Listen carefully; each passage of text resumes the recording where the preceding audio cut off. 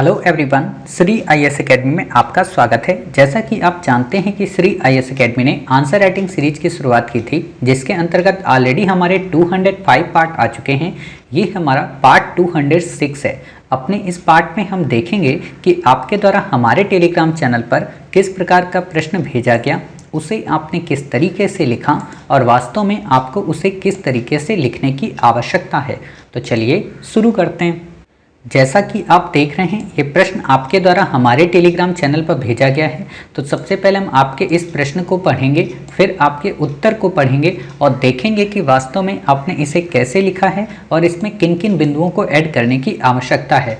तो आपका प्रश्न काफ़ी सिंपल है। कोविड-19 महामारी ने भारत में वर्ग असमानताओं एवं गरीबी को गति दे दी, टिप्पणी कीजिए। 225 शब्दों में आपने इसे लिखा है। आपका उत्तर है कोविड-19 महामारी एक प्राकृतिक आपदा है, तो वहीं दूसरी तरफ मानवीय द्वारा किए गए प्राकृतिक से छेड़छाड़ के एक विपरीत प्रतिफल है, जिसकी उत्पत्ति चीन के वुहान शहर से 2019 के मई माह से हुई। भारत समेत पूरे विश्व में इसकी व्यवहार स्थिति, जिससे कि मानव जातियों का पर्यावरणीय घटकों में वांछनीय कमी हुई। WHO की हालिया रिपोर्ट के अनुसार इस महामारी की प्रथम, द्वितीय व तृतीय फेज आनी है। सामाजिक संगठनों में सावधानियां, WHO की सतर्कता, सरकारी गाइडलाइन का पालन किया, साफ सफाई पर जोर देना, 2 गज व मास्क का होना। भारत कई वर्ग समुदायों वाला देश है, जहां सभी प्रकार के लोग रहते हैं। इसके संदर्भ में देखा जाए तो धर्म, जाति नहीं होगा, यहाँ पे जाति आपको ऐसे लिखना है। ठीक है, देखिए हमने आप लोगों के लिए हिंदी वर्तनी नाम की एक बुक भेजी है अपने दोनों टेलीग्राम चैनल पर। तो नीचे दिए गए डिस्क्रिप्शन में बॉक्स में जाकर वहाँ से उन दोनों बुक को टेलीग्राम चैनल से डाउनलोड कर सकते हैं और अपनी हिंदी की वर्तनियों को शुद्ध कर सकते हैं। ठीक है, जाति व संप्रदाय की विविधता एक अमूल्य भारतीय संस्कृति में अलग पहचान बनाती है। फिर आपने ये आंकड़े दे दिए पूरे, धार्मिक असमानता 79, हिंदू, ये मुसलमान, ये नहीं देना है यहाँ पे भाई। ये सारी चीज़ें आपसे थोड़ा ना पूछा है, धर्म पे क्वेश्चन नहीं पूछ रहा है भाई आपसे। उपरोक्त तथ्यों के आधार पर कही जा सकती है, कहा जा सकता है कि असमानताओं की घड़ी में भारतीय समाज में गरीबी की समस्याएं जुड़ना एक स्वाभाविक से। अच्छा, असमानता भारत में गरीबी बढ़ा रही है, चलो पहले पढ़ लेते हैं फिर बताते हैं। एक सरकारी आंकड़े अर्थात तेंदुलकर समिति व रंगराजन समिति के अनुसार ग्रामीण और शहरी लोगों के कैलोरी के आधार पर गरीबी व अमीरी को दिखाने का काम किया है। शहरी 816, ग्रामीण इतने। 2011 के अनुसार कैलोरी वर्तमान परिस्थितियों को यदि गहराई से अवलोकन किया जाए तो देखने को मिलता है कि भारत में गरीब वर्ग के लिए बहुत सारी समस्याएं उसके ऊपर आन पड़ी हैं। अच्छा, उदाहरण भारत के विभिन्न राज्यों में काम कर रहे मजदूरों को स्वदेशी राज्य लौटना, काम का मिलना आदि। वर्तमान सरकार द्वारा किए जा रहे जन कल्याण कार्य गरीबी हेतु PM कल्याण योजना, सरकारी योजना, कोविड-19 PM केयर फंड, भारत स्वास्थ्य योजना, गरीब कल्याण योजना, केयर्स, गरीब कल्याण योजना तो ये बता दिया, फिर से क्यों बता रहे हो यहाँ पे। और गरीब ऐसे नहीं लिखा जाएगा। आत्मनिर्भर भारत, NGO के अंतर्गत कई योगदान आदि। भारत के सामाजिक संगठनों को सर्वसम्मत देखते हुए सभ्य समाज के प्रति संवेदनशील कार्य करना कोविड-19 को मात देने में एक अहम योगदान हो सकते हैं। सर्ववर्ग की गति, सिटीजन चार्टर की भूमिका, जीविकोपार्जन हेतु समाज जन कल्याण, अन्य प्रकार पहलू। अतः इस प्रकार सभ्य समाज अपनी सरकार के साथ मिलकर इस कोविड-19 की विकट स्थिति में निजात पा सकते हैं। देखिए एक चीज़ मैं देख रहा हूँ आपके सभी आंसर में, अभी तक मैंने लगभग शायद आपके 4 से 5 आंसर चेक किए हैं, सब में 3 से 4 बातें जो कॉमन आ रही, जो आप बार बार वही गलती कर रहे, क्यों कर रहे, मेरी बात को नहीं मान रहे, ये मुझे नहीं पता। एक तो ये जो आप बार बार डायग्राम देते हो, ये आपको नहीं देना है, फालतू के डायग्राम नहीं देने। एक फ्लो चार्ट से ज़्यादा आपका 150 शब्दों में आंसर में दूसरा फ्लो चार्ट नहीं होना चाहिए। अब ये फ्लो चार्ट आपने दिया, ये क्या यहाँ पे शो कर रहा, कुछ नहीं शो कर रहा, कोई फ़ायदा नहीं इसको यहाँ पे। ठीक, आपने यहाँ पे ये चीज़ें पता नहीं क्यों लिख दी, भारत कई वर्ग समुदाय। आपसे भारतीय संस्कृत पे क्वेश्चन थोड़ा ना पूछा है कि आप जो मर्जी है वो सारी चीज़ें लिख देंगे। ठीक है, अब यहाँ पे ये भी नहीं पूछा है कि कोविड-19 का वायरस कैसे वहाँ से वुहान शहर से पैदल चला और फिर आगे बढ़ते हुए कैसे इंडिया में आ गया, कैसे अभी 2-3 वेव्स आनी बाकी हैं, 3 आ चुकी। ये नहीं क्वेश्चन पूछ रहा है भाई।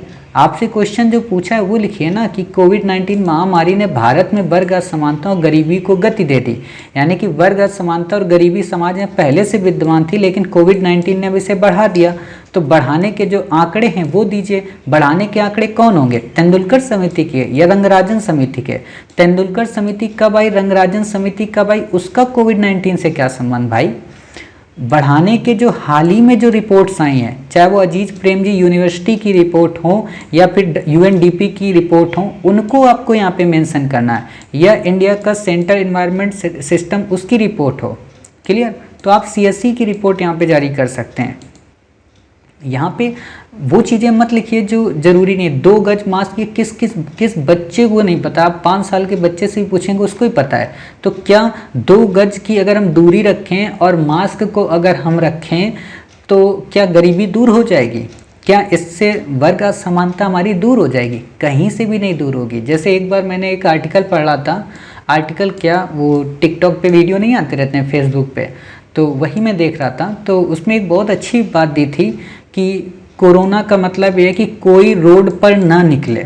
मोदी जी यही कहते थे, कोई रोड पर ना निकले। मोदी जी ने यही दिखाया था कि देखो ये कोरोना का ये जो स्लोगन है ना, मुझे बहुत अच्छा प्रभावित किया। मोदी जी की लैंग्वेज है, मेरी नहीं है। तो उसके बाद जानते हैं उस टिकटॉक वीडियो वाले ने क्या बनाया? उसने बोला कि ये बात ठीक है कोई रोड पर ना निकले, लेकिन कितने रोड पर आ गए ये भी तो सोचने वाली बात है। मतलब क्या, जिनका बिजनेस चल रहा था, जिनका काम धंधा चल रहा था, वो तो अब सड़क पर आ गए ना, वो तो कहीं के नहीं रहे।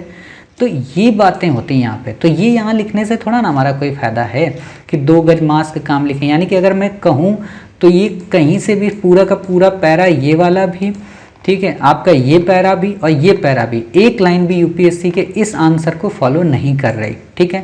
दूसरी बात, इसकी क्या ज़रूरत है? क्या आपको इतने आंकड़े मैं अभी आपसे पूछूं कि आप एक काम करिए, मुझे पूरा आंकड़ा 100% बताइए कि कितने % हिंदू हैं, कितने % इस्लाम है, कितने बौद्ध हैं, कितने जैन हैं, कितने ईसाई हैं, कितने सिख हैं। पारसी तो आपने लिखा ही नहीं यहाँ पे, पारसियों को भी तो आपको लिखना चाहिए ना।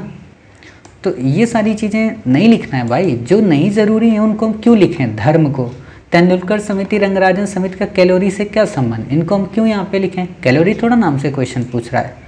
फिर बात आती है यहाँ पे ये दुनिया को पता है कि मजदूर घर वापस लौट रहे हैं, लेकिन इस लाइन को सही से उपयोग करें साहब कि कोरोना के लॉकडाउन के पीरियड ने किस प्रकार मजदूरों की घर वापसी करा दी, जो कि उनके लिए रोजगार के साधनों को एक तरीके से चुनौतीपूर्ण काम करेंगे। अतः सरकार को चाहिए कि सरकार न केवल इन्हीं के क्षेत्रों में रोजगार के अवसर को सुलभ कराए, बल्कि स्टार्टअप और स्टैंडअप स्कीम के अंतर्गत, साथ ही स्किल इंडिया के अंतर्गत इन्हें स्किल प्रोवाइड करा के इन्हें मुख्य धारा में लाने का प्रयत्न करे।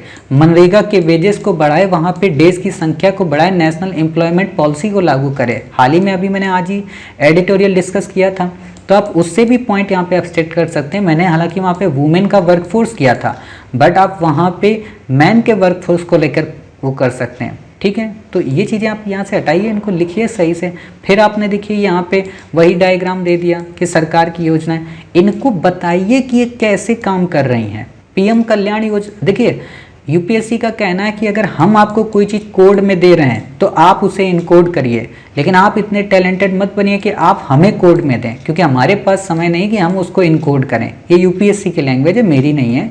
आप कभी भी यूपीएससी के किसी हेड से मिलें, उससे बात करें और उन लोगों के देखो होता है क्या ना, मैं यहाँ पे 2-3 चीज़ों को देखता हूँ, खैर बताना नहीं चाहता हूँ अभी, कि आप लोग टॉपर को सुनते हैं, ठीक है, मैं यूपीएससी को सुनता हूँ, मैं यूपीएससी के चेयरपर्सन को देखता हूँ, उनकी कार्य प्रणाली को देखता हूँ, लवासना ट्रेनिंग सेंटर को देखता हूँ, स्वप्ना ट्रेनिंग सेंटर को देखता हूँ, कैसे वहाँ ट्रेनिंग होती, कैसे आपका पूरा करिकुलम है, कैसे वहाँ पे आपकी पढ़ाई होती, क्यों आपको ग्रुप में रखा जाता है, वहाँ जितने रूल्स और रेगुलेशन होते हैं मैं उसी के अकॉर्डिंग आपको यहाँ पढ़ा रहा हूँ। तो ये दिक्कत आ रही है, समझ रहे? तो आप इस चीज़ को समझिए। ये चीज़ें आपको अगर किसी टॉपर ने कह दिया कि हाँ फ्रेम बनाइए फ्लो चार्ट, तो आप सब में फ्लो चार्ट बना रहे हो, अति नहीं होनी चाहिए। ठीक है। एनजीओ का यहाँ पे क्या मतलब आप अगर लिखेंगे तो एनजीओ को ऐसे थोड़ा ना लिखेंगे कि हाँ एनजीओ का यह मतलब। भारत स्वास्थ्य योजना कब भाई लागू हुई, मुझे तो नहीं पता। आत्मनिर्भर भारत या आयुष्मान भारत योजना तो पता है। पीएम केयर फंड्स का यहाँ पे क्या संबंध जन कल्याण से रिलेटेड, ठीक है। पीएम कल्याण योजना यहाँ भी लिख दी, गरीब कल्याण योजना ये भी लिख दी, तो क्या दोनों अलग अलग हैं? पॉइंट बनाने के लिए मत करिए। केयर फंड योजना प्लान और ये केयर फंड क्या अलग है? मतलब आप फ्लो चार्ट में जैसे होता है ना, लेडीज़ें जब मेहंदी हाथ में रखती हैं तो फूल ज़्यादा बनाने के चक्कर में पूरा हाथ ही बेकार कर लेती हैं। तो इतना भी डेकोरेट करने के चक्कर में तथ्यों को मत कीजिए। फिर यहाँ पे आपने लिख दिया सर्ववर्ग की गति। देखो आप क्या कर रहे हो, आप शब्दों से खेल रहे हो, आप सूचनाओं को नहीं देख रहे हो। और आपको पता होना चाहिए, हम आपको जब इसमें फ्रेम देते हैं तब भी आप उस फ्रेम को नहीं फॉलो कर रहे। मतलब मैं तो सोच कर दंग रह जाता हूँ कि मैं तो आपको फ्रेम दे रहा हूँ, फिर भी आप मौलिक चिंतन करें। देखिए मौलिक चिंतन कैसे होता है, एक बात आपको मैं बता दूँ, होता है क्या ना, हमारे समाज में कई प्रकार की पूर्व धारणाएं बनी हुई हैं कि मौलिक चिंतन व्यक्ति के आत्मज्ञान से निकलता है। बिल्कुल भी नहीं। मौलिक चिंतन चीज़ों को देखने से पता चलता है, और साथ ही जब हम बहुत ज़्यादा पढ़ते हैं ना तो हमारे पॉइंट्स आते हैं। जब हम अलग अलग डायमेंशंस देखते हैं, अलग अलग चीज़ों को देखते हैं, आप देखिएगा मैं मूवी देखता हूँ तो वो भी आपको जोड़ देता हूँ। मैंने टिकटॉक का सोचो वो वीडियो देखा था कोरोना का, ठीक है, और मैंने टिकटॉक का वीडियो यहाँ पे जोड़ दिया। बाकी तो सब लोग टिकटॉक के वीडियो देखते होंगे, ठीक है। वही बात है कि आप चीज़ों का स्कोप आपका कितना है, नॉलेज का, आप कितने ब्रॉड एंगल पे अपना नेट फैलाते हो। मैं जब कोई टॉपिक पढ़ता हूँ तो उसके लिए मैं इतना ज़्यादा कवर करता हूँ, ये आप समझिए ऐसे इतना ज़्यादा कवर करता हूँ, ठीक है। आप क्या करते हो कि आप कवर नहीं कर रहे हो, आपके पास जो पुराना नॉलेज है या जो आपका खुद का मौलिक चिंतन है भारत के बारे में लिखने पे, उसी को बस बार बार शब्दों की लेखनी से खेल लेते हो और लिख देते हो। ऐसे आंसर नहीं होता है। आंसर लिखने के लिए हम जब आपको फ्रेम दे रहे हैं, उन फ्रेम का फॉलो करें, उसी के अकॉर्डिंग लिखने की कोशिश करें। अपनी तरफ से अभी मौलिक ना करें, क्योंकि मौलिकता ज्ञान से आती है, मौलिकता सोचने से नहीं आती। अगर आपको ये पता होगा कि हाँ ये डाटा है, इस डाटा का उपयोग करना है, तब शब्दावलियाँ वहाँ गढ़ेंगी, ठीक है। मुझे भी देखिए अच्छा नहीं लगता कभी किसी को डांटने में, लेकिन बात ये होती है ना, जब एक ही गलती आप लोग बार बार करते हैं, समझाने के बाद करते हैं, तो थोड़ा सा दुख होता है। दुख इसलिए होता है क्योंकि आप आईएएस की तैयारी कर रहे हैं, आप बच्चे थोड़ा ना कि हम आपको बार बार वही कहेंगे कि ये गलती नहीं करनी, ये गलती नहीं करनी। और मेरी यही खूबसूरती है कि मैं झूठी तारीफ किसी की करता नहीं। मैं ये नहीं कह सकता नहीं आप परफेक्ट आंसर लिखे हो, आपको बस अच्छा लिखे हैं, अच्छा लिखते रहिए, ये कमेंट है नहीं। मेहनत करूँगा, जम के करूँगा, बेहतरीन बनाने की कोशिश करूँगा, हवाबाजी नहीं करता हूँ किसी से, ठीक है। तो अगली बार से कोशिश कीजिए कि अगर आप इसमें सुधार सकें, जितनी भी हमने कमियां आपको बताई, थोड़ा रिसर्च करें, हम जो फ्रेम देते हैं उस फ्रेम को देखें। अगर आपको उत्तर नहीं समझ में आ रहा, जब हम उन बच्चों के उत्तर चेक कर लेते हैं तो उनके उत्तर को सुनें, उस पर सोचें, उस पर मंथन करें और उस पर लिखने की कोशिश करें, ठीक है। और अगर आप ऐसा ही लिखते रहेंगे तो हम आपको 5 से 6 आंसर की और छूट दे रहे हैं, उसके बाद फिर हम आपके आंसर नहीं चेक कर पाएंगे, क्योंकि फिर दिक्कत होती है भाई।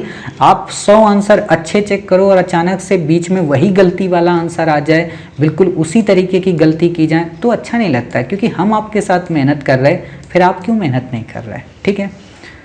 उम्मीद है समझ गए होंगे। हालांकि मैंने बहुत ज़्यादा डांट दिया है, क्षमा भी चाहते हैं। हालांकि हमें तो डांटने का कोई राइट नहीं है, लेकिन वही होता है ना कि जब हम आईएएस की तैयारी आपको कराते हैं तो चाहते हैं कि आप एक परफेक्ट आईएएस बने, ठीक है। चलिए मिलते हैं आपके द्वारा भेजे गए एक नए आंसर के साथ। तब तक अपना ख्याल रखिए और स्वस्थ रहिए।